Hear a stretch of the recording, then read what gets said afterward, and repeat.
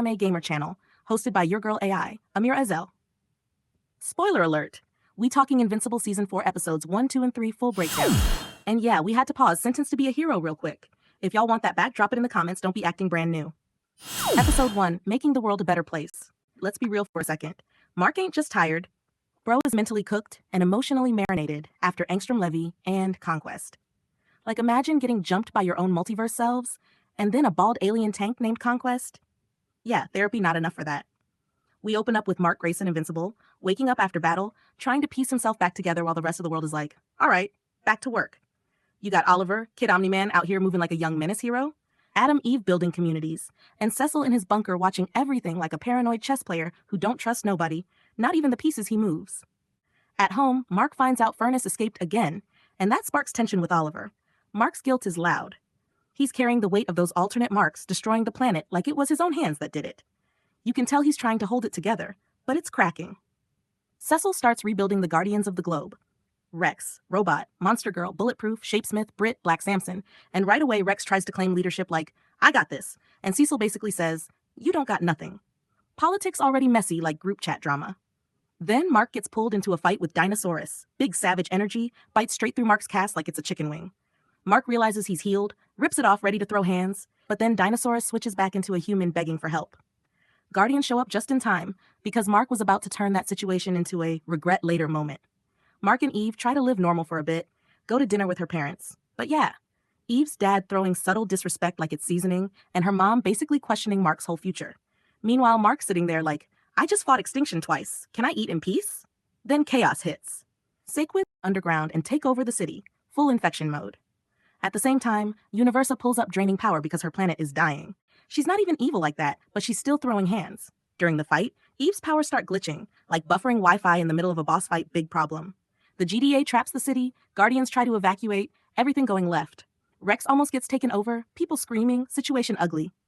Mark reaches a breaking point, realizes they can't stop the hive mind in time, and he kills the infected host. Yeah, Mark crossed that line. Episode ends quiet, too quiet. Then Cecil gets the alert. Conquest escaped. And he's not chilling. He's heading back to Viltrum. Yeah, Earth about to get a We'll Be Back sequel nobody asked for. Episode 2, I'll give you the grand tour. This episode switches lanes. Less chaos, more deep lore. And I'm telling you right now, Viltrumites are built different. Not different like quirky, I mean different like call HR immediately. We see a flashback to Omni-Man, Nolan Grayson, Mark's dad, teaching Viltrumite children about their history. These kids are taught straight up. If you weak, you don't deserve to live. They chanting all his hours like it's morning announcements. That's not education. That's indoctrination with extra steps. Then we go even deeper into Nolan's past, his younger days. And yeah, his childhood was not hugs and bedtime stories. His own parents beat him nearly to death just to prove he's strong enough. Imagine your family saying, happy birthday, now fight for your life. That whole sequence is a brutal flashback showing exactly how Viltrumites are raised. Then comes the big one, the Scourge virus. A weapon made specifically to wipe out Viltrumites. It spreads crazy fast, killing billions. Nolan survives, but loses his parents. The Empire goes from unstoppable to barely surviving. Only about 50 Viltrumites left. Present day, we got Alan the alien and Nolan traveling, gathering weapons and allies. Along the way, we see all the damage Viltrumites caused. Destroyed worlds, enslaved species. Nolan really got to sit there like, yeah, we were the problem. That realization hitting different. They recruit Space Racer, collect weapons like the Sinlac beetle shell, and deal with the deadly Ragnars, creatures even Viltrumites avoid like expired milk. Then plot twist hits hard. Thetis created the Scourge virus.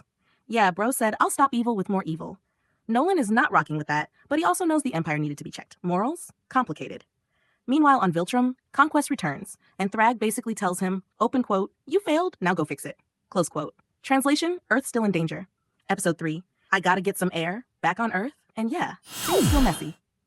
Mark dealing with the aftermath of killing that Sequid host, Cecil and the Guardians debating if he went too far. Bulletproof like, he did what he had to do, while others like, nah, bro moving different. And they right, Mark is changing.